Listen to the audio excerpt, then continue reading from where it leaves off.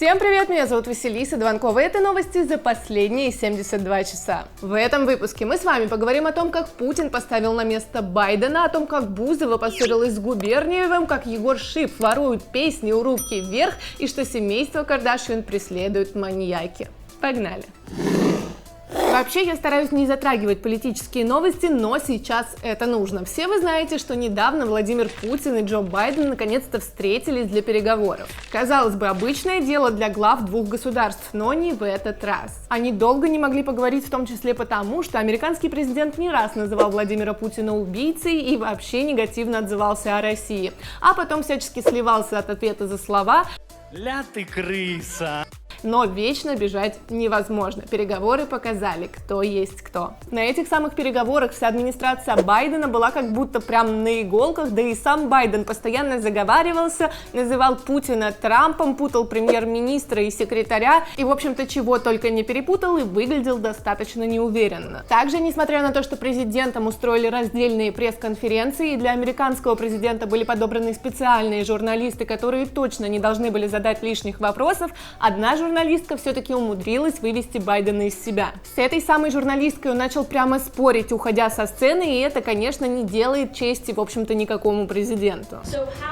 О какой конструктивной встрече вы говорите, если президент Путин не подтвердил? Если вы этого не понимаете, вы занимаетесь не своим делом. Владимир Путин же достойно защитил страну, вышел к прессе уверенный и сказал, что ядерной войны не будет и все могут спать спокойно. В общем, выглядел тигром.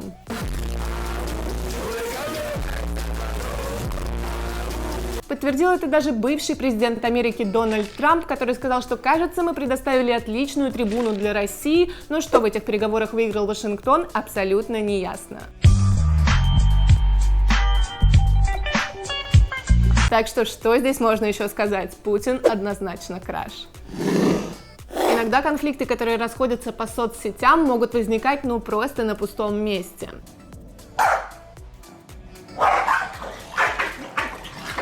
Одно неосторожно сказанное слово в эфире, и конфликт раздувается как мыльный пузырь, а на следующий день об этом говорят уже все, кому не лень. Именно так произошло с Ольгой Бузовой и Дмитрием Губерниевым. В прямом эфире Матч ТВ, это у нас такой спортивный канал, на котором обсуждаются спортивные новости, и сейчас события Евро-2020. Телеведущий, то есть Дмитрий Губерниев, задал вопрос Ольге на футбольную тематику, после которого разговор явно не задался.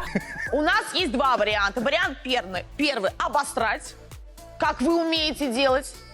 В комментариях. Я задал вам вопрос. Нет. А финальной точкой стал вопрос, перестала ли Ольга пить коньяк по утрам. Вы перестали пить коньяк по утрам или нет? Отвечайте, да или нет, Оля? Это же просто. Ответьте мне. Сейчас объясню, в чем конкретно дело. Дмитрий задал Ольге вопрос про футбол и ждал какого-то внятного ответа. Но Оля не разбирается в футболе и ответить внятно просто не смогла. За что Дмитрий Губерниев начал ее дальше как бы троллить. Да, это вам не топлиса смотреть, здесь головой думать надо. Давайте остановимся на этой точке и подумаем, кто прав, кто виноват. С одной стороны, когда ты приходишь на спортивный эфир по футболу, предполагает как бы логика, что ты должна разбираться в футболе. Вы спросите, как я пришел к таким умозаключениям? Изи.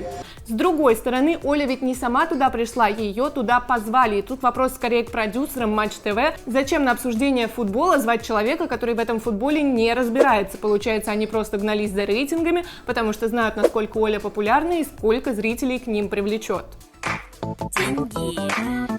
Я хочу больше денег, я люблю деньги. Дальше про сам троллинг. Губерниев процитировал Карлсона. Там Фрэкенбок спрашивали, перестала ли она пить коньяк по утрам. Как вы понимаете, на этот вопрос нельзя ответить да или нет, потому что если да, получается, что ты пила раньше, а если нет, получается, пьешь до сих пор. На что Оля растерялась, ответить не смогла и попросту начала плакать, называя Дмитрия Губерниева не мужчиной, который зачем-то накинулся на маленькую девочку.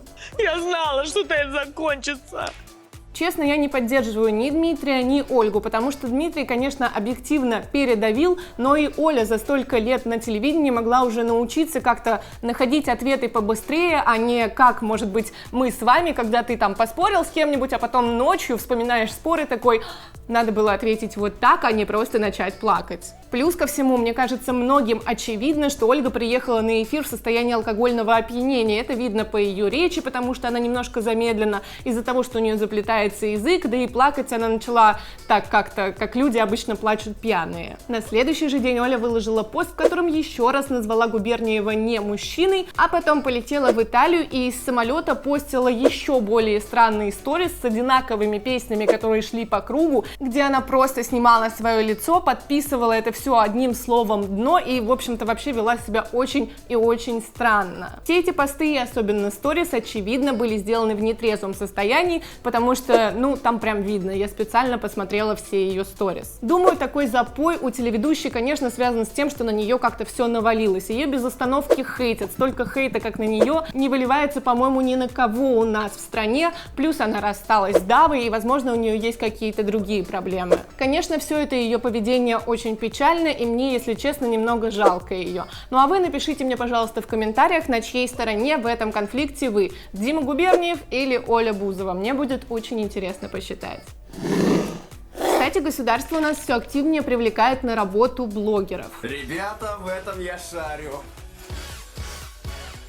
К примеру, в молодежном парламенте при Госдуме сейчас запустили акцию «60 блогеров отправятся в тур по городам России». Задача перед молодыми инфлюенсерами стоит следующая. Им нужно изучить историю, традицию и экономику региона, куда они отправятся, и даже разработать собственную туристическую программу. Как это сложно звучит. Сложно, но прикольно. И, кстати, чтобы отправиться в подобное путешествие, что-то типа «Орла и решки», получается, можно иметь всего 10 тысяч подписчиков.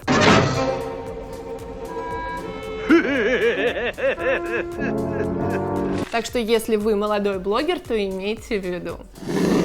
Ну и, кстати, кого-то из блогеров даже не нужно отправлять в далекие регионы, чтобы о них рассказали. Потому что оказывается, что некоторые области у нас справляются сами. На Ямале, а я напомню, что это очень далекая точка нашей страны, если смотреть от Москвы, открылся собственный TikTok House. Под этот TikTok-дом там все уже обустроено, а самое главное, что таким блогером может стать любой житель страны. Похоже, у меня появляется новая рубрика о взаимодействии тиктокеров и прохожих. Но если в одном из прошлых выпусков я справедливо защищала танцовщиц, до которых докопался неадекватный мужчина с голубями на руках, то здесь все гораздо сложнее. Какие-то ребята, накрашенные и очень странно одетые, снимали ролики на фоне икон и делали вид, что пьют водку.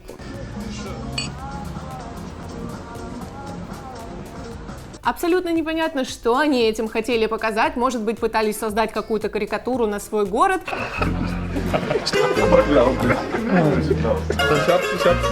Но я, в общем-то, не очень понимаю самой идеи ролика. И, в общем, какому-то прохожему, естественно, не понравилось, что такое неуважение к религии демонстрируют публично, да еще и хамят. Само собой, все закончилось потасовкой. И я, конечно, не поддерживаю насилие, но, с другой стороны, убеждена, что есть такие, как бы, подростки неадекватные, которым, ну, просто необходимо выбить дурь из головы.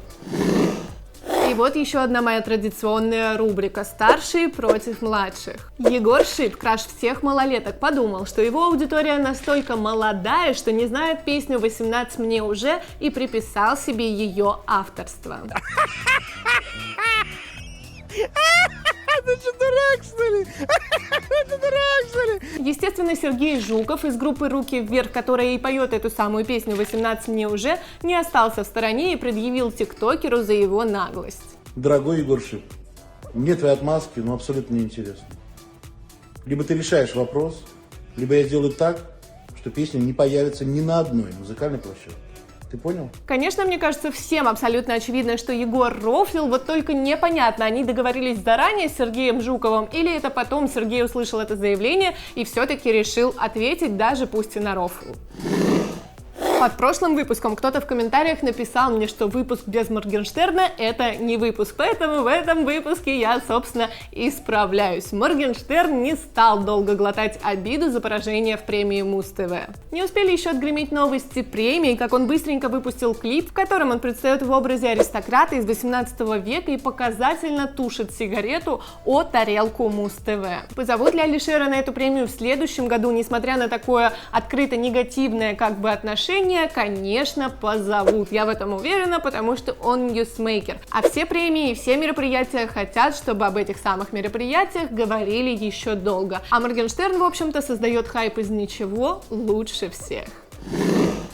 Мне кажется, впору сделать в моих выпусках какую-то рубрику по аналогии с часом суда, где мы будем судить или же наоборот оправдывать каких-либо блогеров. В одном из прошлых выпусков мы с вами обсуждали, как подло хотел поступить Soda Luv с девушками, с которыми у него что-то было. Собирался выкладывать их видео в интернет, чтобы этим их, собственно, опозорить. Я всегда снимаю телку, когда она сосет, потому что если эта сука что-то вдруг там где-то я выложу просто, как ты сосешь мой хуй. Теперь же наш подсудимый исправился и уже не сливает девушек, а наоборот спасает их. Одна фанатка Soda Luv очень повздорила со своей мамой и собиралась наглотаться таблеток на этой почве. Но потом услышала его трек Terry Fox и, о чудо, захотела жить. Конечно, хочется верить в чудесное спасение девушки посредством трека, но уж очень эта история пришлась к месту. Она появилась как раз тогда, когда у Соды проблемы с репутацией, и она оказалась немножко подпорчена им же самим.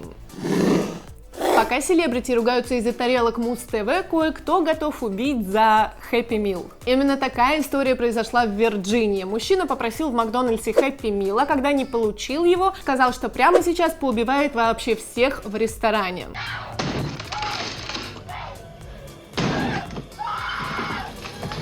К счастью, работники и посетители Макдональдса не успели узнать, действительно приведет ли в действие он свою угрозу, потому что его, естественно, арестовала полиция. За Кардашьян снова охотится маньяк. И речь сейчас не о Ким. В этот раз в спальню, только вдумайтесь, в спальню к Кайли Дженнер прорвался какой-то маньяк. Но, к счастью, дальше признаний в любви дело не сдвинулось. Ромео быстро скрутили охранники. Я не знаю, как там сейчас себя чувствует семья Кардашьян, за каждый из которых, видимо, охотится по какому-то личному маньяку. Но хочу заметить, что охранники их как будто бы работают недостаточно быстро. Как вообще у какого-то чувака получилось пробраться в спальню Кайли незамеченным? Так что если вдруг кто-то из моих зрителей знает семейство Кардашьян, то обязательно передайте им нужно сменить охранников 100%. Но есть один человек, который точно абсолютно спокойно отреагировал бы и на маньяка в спальне, и на чувака, который хотел поубивать всех в Макдональдсе, и вообще на прочие подобные события. Одного мужчину мучили эпилептические припадки, постоянный страх смерти и панические атаки. Ни таблетки, ни психотерапия ему не помогали, и тогда ему пришлось пойти на кардинальные меры. Он удалил себе ту часть мозга, которая отвечает за обработку страха. А что, так можно было, что ли? Теперь мужчина утверждает, что стал абсолютно бесстрашным, а главное, его недуг отступил. Вообще вся эта история звучит достаточно просто, типа не помогает тебе ни лекарство, ни что-то другое, просто удали себе часть мозга, которая отвечает за обработку той информации, которая, собственно, не дает тебе жить. Но какие-то негативные последствия у такой операции, мне кажется, все же должны быть. Как знаете, есть люди, которые не чувствуют боль, то есть совсем это такое заболевание, у них есть другие проблемы. Во-первых, они не чувствуют, когда себе что-то сломали, что-то угрожает их жизни, или даже не могут почувствовать, когда они хотят в туалет, поэтому им приходится ставить будильники и ходить по расписанию, чтобы точно не произошло никакого конфуза. Но пока о таких негативных последствиях у мужчины, о котором новость, мы не знаем, поэтому давайте за него просто порадуемся. Ну и напоследок, как всегда, хорошая новость. У Артура Бабича родилась сестра, с чем мы его искренне поздравляем. Ну а на этом у меня на сегодня все. Не забывайте, пожалуйста, подписываться на этот канал и делать эту кнопочку серой. А мы с вами увидимся совсем скоро. Всем пока!